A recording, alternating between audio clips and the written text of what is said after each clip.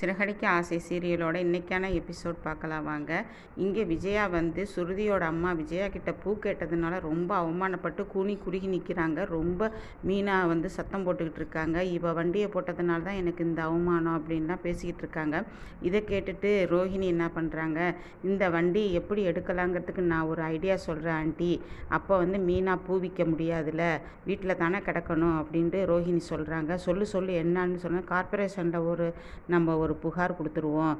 யார் பண்ணுறாங்கன்னு தெரியாமே நம்ம ஒரு புகார் கொடுத்துட்டோம்னா அவங்க வந்து வண்டியை எடுத்துகிட்டு போயிடுவாங்க அப்படின்னு சொல்லிட்டு இவங்க வந்து ரோஹிணி வந்து கம்ப்ளைண்ட் கொடுத்துட்றாங்க கார்பரேஷனில். அவங்க வந்து வண்டியை தூக்குறாங்க. அப்போ மீனா வெளியில் போயிட்டு வராங்க. ஏன் சார் வண்டியை எடுக்கிறீங்க அப்படின்றதுக்கு, இங்கே இருந்தாமா கம்ப்ளைண்ட் வந்திருக்கு, நீ வந்து இடைஞ்சலாக இருக்கா, நீ வண்டி போட்டிருக்கிறது இவங்களுக்கெல்லாம் அப்படிங்கும்போது அப்போ வந்து அண்ணாமலை வர்றாரு. அப்போ அண்ணாமலை கேட்குறாரு, என்ன சார் இங்கே வண்டி போட்டிருக்கிறது, இது வந்து ரொம்ப டிராஃபிக்கான ரோடு இல்லை, அவங்கவங்க வீட்டில் இருக்கிறாங்க, யாருக்கு வந்து பிரச்சனையாக இருக்குது அப்படின்னு அதெல்லாம் எங்களுக்கு தெரியாது சார், எங்களுக்கு கம்ப்ளைண்ட் வந்துச்சு, இந்த தெருவுலேருந்து தான் கம்ப்ளைண்ட் வந்துச்சு, அதனால் எடுக்கிறோம் அப்படின்னு சொல்லிட்டு எடுத்துகிட்டு போயிடுறாங்க. இங்கே மீனா ரொம்ப அழுதுகிட்டு இருக்காங்க.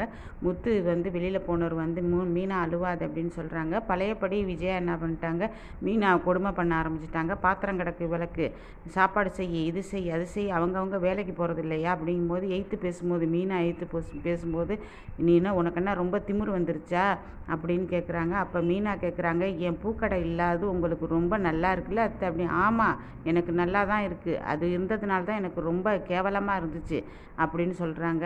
அதை நினச்சிக்கிட்டு விதியை நினச்சிக்கிட்டு அவங்க போய் கழுவுறாங்க. அது முத்து வந்து சொல்கிறாரு, கவலைப்படாத மீனா, இதுக்கு நான் வழி பண்ணுறேன் அப்படின்னு சொல்கிறாரு. இங்கே மீனா அழுதுகிட்டே இருக்காங்க. முத்து கார் ஷெட்டுக்கு போய் முத்துவோட ஃப்ரெண்ட்ஸுக்கிட்ட எல்லா விஷயத்தையும் சொல்லி, பணம் இருந்தால் ஒரு ஸ்கூட்டி வாங்கி கொடுத்துடலான்டா மீனாக்குன்ட்டு எல்லாரும் பணம் கொடுக்குறாங்க. பணம் கொடுத்ததை ஸ்கூட்டியை போய் பார்க்குறாரு. பார்த்துட்டு ஸ்கூட்டியும் வாங்கிட்டு வந்துடுறாரு. வாங்கிட்டு வந்து வீட்டில் இருக்கிற எல்லாருக்கும் ஃபோன் பண்ணி எல்லோரும் வாங்கங்கிறாரு. இவனுக்கு வேறு வேலையே இல்லைங்கிறாரு மனோஜ். அதே மாதிரி எல்லாருமே சொல்லிட்டு கீழே இறங்கி வந்து பார்க்கும்போது ஸ்கூட்டி நிற்கிது. இனிமேல் ஸ்கூட்டியில் கொண்டு போய் கொடு மீனா, எல்லாருக்கும் யார் யாருக்கெல்லாம் பூ வேணுமோ நீனே கொண்டு போய் டோர் டெலிவரி பண்ணிவிடு அப்படிங்கிறாரு. இதை கேட்டுட்டு விஜயாவுக்கும் ரோஹிணிக்கும் ரொம்ப இது தாங்க முடியலை, ரொம்ப கோவம் தாங்கலை. ரெண்டும் வந்து நின்றுக்கிட்டு இது பேசுது.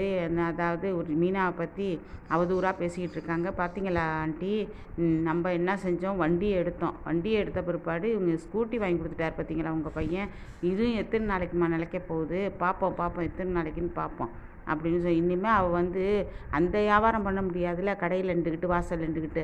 அது இல்லை ஆண்டி, கடையில் நின்று பண்ண பார்த்து வீட்டு வேலையை வந்து பார்த்தாங்க. இப்போ என்ன பண்ணுவாங்க, அவங்க வீட்டு வேலையை பார்த்து வச்சுட்டு ஸ்கூட்டியில் போயிட்டு வந்துடுவாங்க, எல்லாருக்கும் கொண்டு போய் டோர் டெலிவரி பண்ணிட்டு வந்துடுவாங்க. இதை பூவெல்லாம் போய் இனிமேல் அவங்க வீட்டுக்கு கொண்டு போய் கொடுத்துட்டு வந்துடுவாங்க. அப்போ வீட்டு வேலை தானே கெட்டு போவோம். அப்போ வீட்டு வேலை யார் பாப்பா, உங்கள் தலையில் சுமக்க பார்க்குறாங்க ஆண்டி, பார்த்துக்குங்க ஆண்டின்ட்டு ஏற்றி விடுது ரோஹிணி. இங்கே சுருதி வந்து மீனா கிட்ட சொல்கிறாங்க, உங்கள் ஹஸ்பண்டு கோவக்காரராக இருந்தாலும் மீனா எல்லாரையும் வச்சுக்கிட்டே சொல்கிறாங்க, ஆனால் ரொம்ப நல்லவர் உங்கள் வீட்டுக்காரரு, பாருங்கள் உடனே வந்து வண்டி போச்சு அப்படின்னு சொல்லிட்டு உங்களை உட்கார வைக்காமல் ஸ்கூட்டி வாங்கிட்டு வந்து கொடுத்துட்டாரு. இந்த மாதிரி ஹஸ்பண்டு கிடைக்க நீங்கள் கொடுத்து வச்சுருக்கணும். ஆனால் என்ன, இவர் எதுக்கு எடுத்தாலும் கை நீட்டிடுவார், ஆனால் கோவப்படுவார், இதான் அப்படின்னு சொல்லிட்டு முத்து வச்சுக்கிட்டே சொல்கிறாங்க. இங்கே பாரு பழக்குறல் அம்மா, நான் எப்போவுமே ஒரே மாதிரி தான் இருப்பேன், யாருக்காகவும் எப்பவும் நான் மாற மாட்டேன் அப்படிங்கிறாரு. இங்கே விஜயாவும் ரோஹிணியும் திருன்னு முழிச்சுக்கிட்டு இருக்கிறாங்க. இது அண்ணாமலைக்கு ஏற்கனவே தெரிஞ்சு போச்சு, இவங்க தான் பண்ணாங்கன்ட்டு.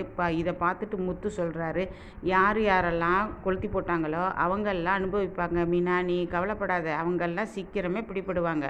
இந்த மாதிரி பண்ணாங்கல்ல, இனிமேல் நான் ஒரு நிமிஷம் கூட சும்மா இருக்க மாட்டேன், அவங்கள ஃபாலோ பண்ண ஆரம்பிச்சிருவேன், பார்த்துக்கிட்டே இரு அப்படிங்கிறாங்க. இப்போ ரோஹிணிக்கு திக்குங்குது, திருன்னு முழிக்குது ரோஹிணி. விஜயாவும் திருன்னு முழிக்குது, ஐயோ நம்ம மாட்டிக்கிட்டோமா அப்படின்ட்டு. நான் கார்பரேஷனில் போய் யார் கம்ப்ளைண்ட் கொடுத்தாங்க, என்ன பண்ணாங்கன்ட்டு நம்ம தலைவரை வச்சு விசாரிக்கிறேன். நம்ம போனால் தானே சொல்ல மாட்டாங்க, தலைவரை வச்சு விசாரிக்கிறேன், நமக்கு வந்து ஆள் இல்லைன்னு நினச்சிக்கிட்டாங்க, விசாரித்து அவங்கள என்ன பண்ணுறேன்னு பாரு அப்படிங்கும்போது அப்படியே தூக்கி வாரி போடுது ரெண்டு பேருக்கும், ரோஹிணிக்கும் விஜயாக்கும். விஜயா சொல்லுது, இதெல்லாம் ஏன்டா நீ விசாரிச்சுக்கிட்டு இருக்கிற, யார் பண்ணால் என்ன, ஏதோ ஒரு நல்லது நடந்திருக்கு, அதான் வண்டி போனதுக்கு நீ இப்போ வந்து ஸ்கூட்டி வாங்கி கொடுத்துட்டீங்களா, அப்புறம் என்ன விடு அப்படிங்கும்போது, எப்படி விட முடியும், அது யார் இந்த தெருவில் பண்ணதுன்னு நான் தெரிஞ்சுக்கணும்ல, அதனால் நான் தலைவரை வச்சு நான் யார் பண்ணாங்கங்கிறத கண்டுபிடிக்கிறேன் பாருங்கள். அதை கண்டுபிடிச்சி அவங்க மட்டும் கிடச்சாங்கன்னு வச்சுங்களேன், கையில் கிடச்சாங்கன்னு அப்புறம் தான் தெரியும் என்னை பற்றி ஏற்கனவே தெரியும் அப்படிங்கிறார் முத்து. இங்கே ரொம்ப பயந்து போய் நிற்கிது ரோஹிணி.